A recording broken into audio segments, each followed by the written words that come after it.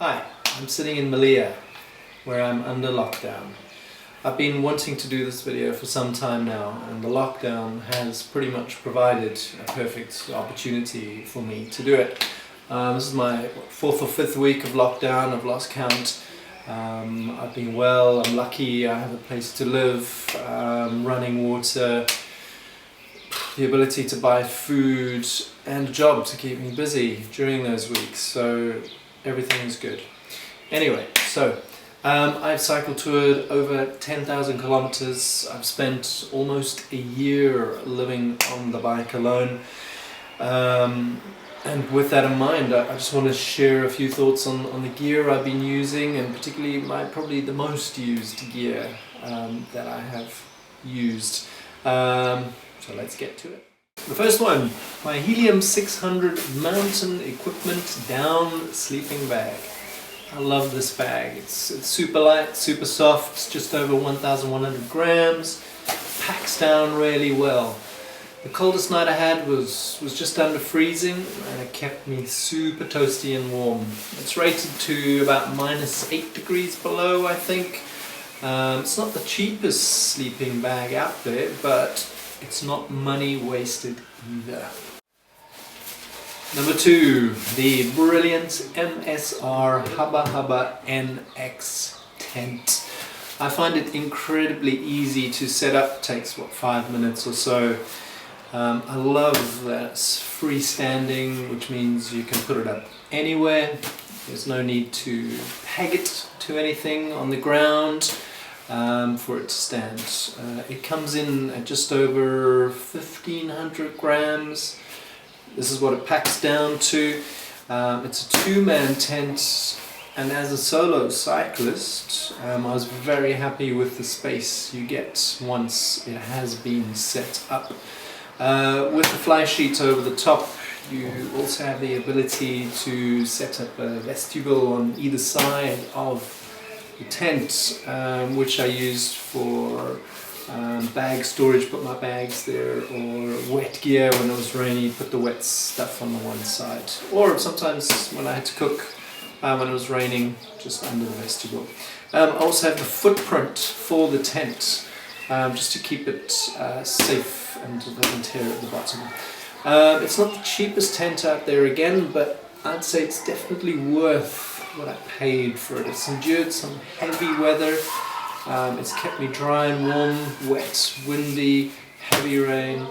The only problem I had is that finding parts in Europe, very difficult. I had a broken pole in France, which put my tent out of action. I couldn't find any spares in the store. I was up in the north of France. However, when I called Cascade Designs, they sent me a replacement within 24 hours. They were fantastic. They just need your address or an address to send it to. I had a beautiful, amazing Warm Showers host, gave me their address, had it within a few days, tent fixed, plus they sent me extra spares as well. Brilliant. Number 3, my MSR Dragonfly stove. Another brilliant piece of kits. I found this second hand on eBay and bought the service kit with it. I cook pretty much every day, sometimes twice a day, and I've had no problems at all with the stove. I have the 1 litre fuel bottle, and I use unleaded fuel for the fuel to power the stove. Petrol is pretty easy to find, particularly in Europe and around the world, and fuel consumption is pretty good as well. So it's relatively cheap to run the stove. The only thing that I don't particularly like about it is that it's very loud when it is burning, but otherwise absolutely brilliant. Okay, so number 4, the Xped Sign Mat 7. A very comfortable mat, weighing in at just over 600 grams. This is not a self-inflating mat.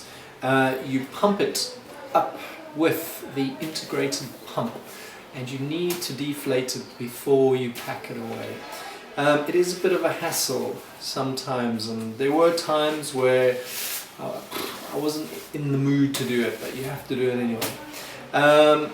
That's the only kind of thing I didn't enjoy about the mat, the inflating and the deflating. What I do like about it is that it is incredibly comfortable and it is very warm. It protects you from the cold ground, and with my sleeping bag it was a perfect combination. I do have a problem now with it though. I do have to replace it.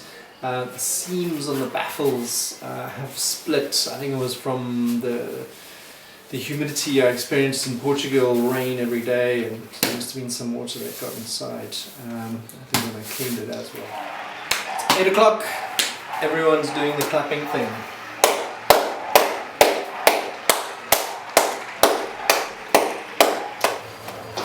Alright, so for number 5, my pannier bags. Orderly pannier bags. I got 2 front rollers on the front and 2 back rollers on the back. I also have a rack pack that clips into the back rack. It's a very easy to use packing system. Of course they're waterproof, they've been brilliant. My front rollers though have taken a beating and they sadly torn, which I have kind of repaired. I added this little protection here on the bottom, but there are a couple of holes which I still need to repair. I've added mounts onto all 4 of my bags, a couple of bottle cages, and then the mounting brackets for these small utility bags that you can clip in. Spares are quite easy to find. I mean, not all bike shops store orderly parts, but in major cities there's typically 1 or 2 bicycle shops that do have orderly spares. So number 6, my Kindle. What can I say about the Kindle? It's lightweight, the battery lasts forever, hundreds of books. I bought this second hand on eBay as well, really cheap. I also lost it in the north of Spain, but I was very lucky to have it returned. A very kind pilgrim found it for me. They got in touch with me and we arranged for them to return it to me in Santiago de Compostela. Amazing. So, number 7, my K-Way down vest, which has kept me super toasty and warm. It weighs, I think, just under 200 grams. It includes a couple of internal pockets. There's a little thing you can pack it really nice and small. It packs down to about this big. It's super warm, super comfortable. It's also a windbreaker. I bought this from Cape Union Mart for about 800 Rand, which I think is, what's that, 40 quid or something? I can't quite remember. But yeah, brilliant. Great, my Keen sandals. Again, super comfortable, pretty tough, pretty light. For me, a must-have in my setup. I use shoes with SPD clips to cycle in. I mean, so at the end of the day, there's nothing better to get those off and to get these on my feet. I used to carry a 3rd pair of shoes, a pair of super light flops, but in the end I decided it was just a bit too much, as I was not really using these Keens. So I got rid of those and I use these every day after I finish cycling. So they're also brilliant if you want to go for a hike, you want to leave the bike behind for a bit, put these on, go for a walk into the mountains, through the rivers, whatever. Brilliant. Cool, so on to number 9. And on to charging batteries. I use a combination of a front dyno hub Sun 28 with the sine wave cycle reactor on the top of my stem cap with the USB port, and I use this 3000 mAh buffer battery for charging my devices. I mean, the setup is not the cheapest. It does have some drawbacks, namely that if you don't cycle, you can't charge your battery. I think the best environment for this setup is where you can keep a decent continuous average speed up for several hours. The flatlands of Belgium and Holland are perfect, for example. It's when you start riding into places like rough dirt trails in the mountains where you can't keep that average speed. Sometimes you're pushing up the hill, sometimes the descent is really rough. You struggle to charge your batteries. As I like to disappear into the mountains a little bit, I'm considering adding a solar panel to my setup, as the system, it doesn't quite meet my needs, I think. I mean, it does perform really well. I've gone for several weeks without having to plug into a wall charger. But if you're thinking about if you should invest in this type of system, I'd say I think where you are riding, what type of riding you're going to be doing. If you're sticking on the nice, cool roads of France, Holland, the cycleways, flat track, perfect. For riding up and down rough track, not quite ideal. Number 10. My roll-off equipped Thorn Nomad. What a beast of a bike. I could not be happier with my choice of bike. I wanted something solid and dependable, and so far it's proved to be all that and more, in fact. I love the roll-off speed hub system, and I've had zero problems with it. It does require some maintenance, as you need to replace the oil every 5,000 kilometers, but it's pretty easy to do.